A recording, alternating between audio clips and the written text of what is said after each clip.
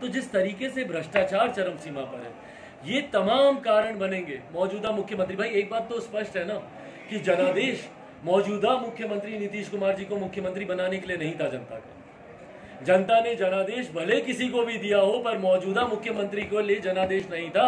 अगर होता तो मुख्यमंत्री नीतीश कुमार तीसरे नंबर की पार्टी ने हारी। मुझे बता दे कि क्या बिना घूस लिए बिहार में कोई एक काम हो सकता है? एक सरकारी काम जो बिना घूस लिए हो जाए, मुख्यमंत्री के संरक्षण में हो या शासन प्रशासन तंत्र के संरक्षण में।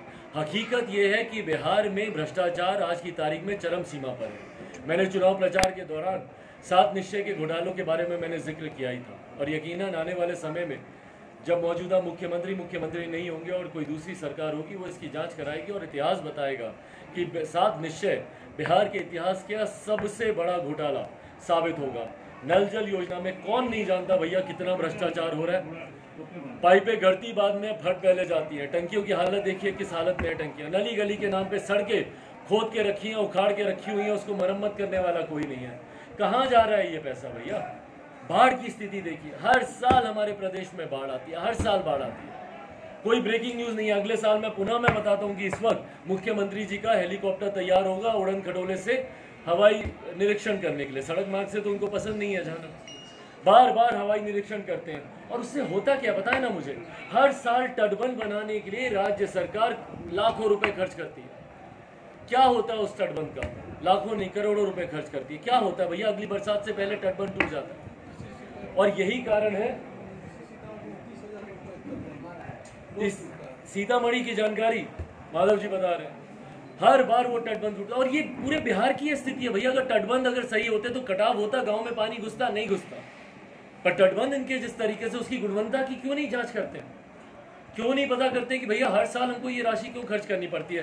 तो जिस तरीके से भ्रष्टाचार चरम सीमा पर है, ये तमाम कारण बनेंगे मौजूदा मुख्यमंत्री। भाई एक बात तो स्पष्ट है ना कि जनादेश मौजूदा मुख्यमंत्री नीतीश कुमार जी को मुख्यमंत्री बनाने के लिए नहीं था जनता का। जनता ने जनादेश भले किसी को भी दिया हो, पर मौजूदा मुख्यमंत्री को लिए जनादेश नहीं था।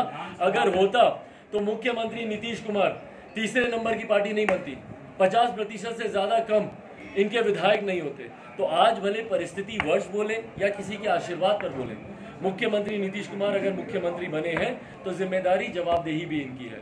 और मैं मानता हूं कि आने वाले समय में इन्हीं तमाम बातों से आक्रोशित होकर जनता जिस तरीके से बिहारी फर्स्ट के साथ जुड़ती जा रही है, आने वाले समय में पूरा बिहार लोजपामयी होगा और हम लोग की एक निर्णायक भूमिका होगी अगली सरकार में। अब अगर आप लोग के कोई मध्यावधि चुनाव क्या मध्यावधि चुनाव में करारी हार का कारण क्या है?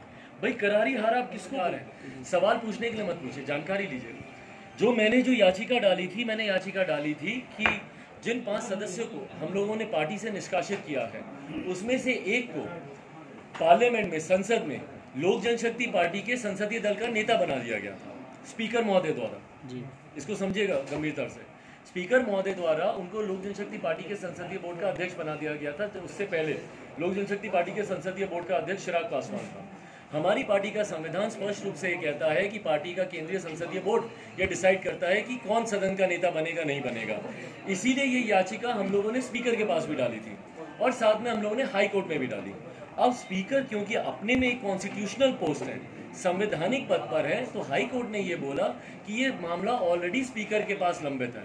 तो इसीलिए हम लोग तब तक इस मामले के ऊपर कोई सुनवाई नहीं कर सकते जब तक उस संवैधानिक पद से कोई फैसला नहीं आता। तो आज की भी तारीख में स्पीकर महोदय के द्वारा इसके ऊपर कोई निर्णय नहीं लिया गया। ये याचिका उनके पास पेंडिंग पड़ी हुई मार हो रही है।